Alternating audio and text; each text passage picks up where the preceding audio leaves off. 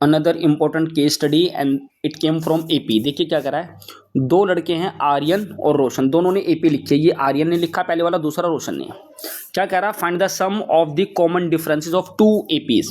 जो दोनों एपी है उनके कॉमन डिफरेंसेस का सम। जैसे इस पहली वाली एपी का कॉमन डिफरेंस है कितना है बताओ, 3।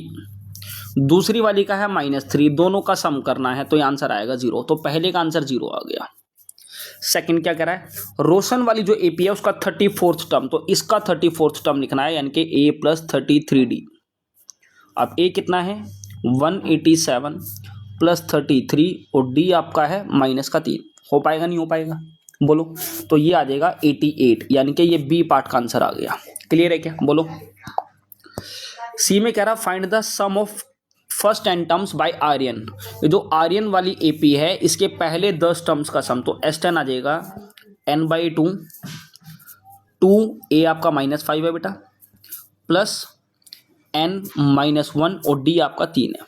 कर लेंगे इसको सोल्व, ये बड़ा इजीली 85 आ रहा है, and that is your third part. फिर थर्ड पार्ट में जो ऑप्शन वाला क्वेश्चन दिया है आपको उसको भी देख लेते हैं। ये ज्यादा इंपॉर्टेंट है। Which term of the two progression, जो दो एपी है इनमें से कौन सी पोजीशन पे सेम वैल्यू आएगी।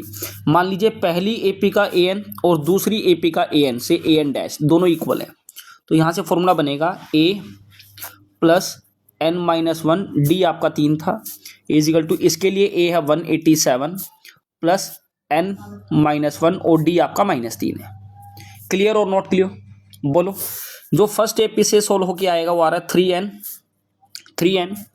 -8 और सेकंड से आ रहा है कितना आ रहा है 190 -3n, तो यहाँ से 6n इजिकल टू आ जाएगा 198 and this imply n will come out as कितना आ रहा है 33, यानी कि 33rd पोजीशन पे दोनों एपी में वैल्यू सेम आ रही होगी।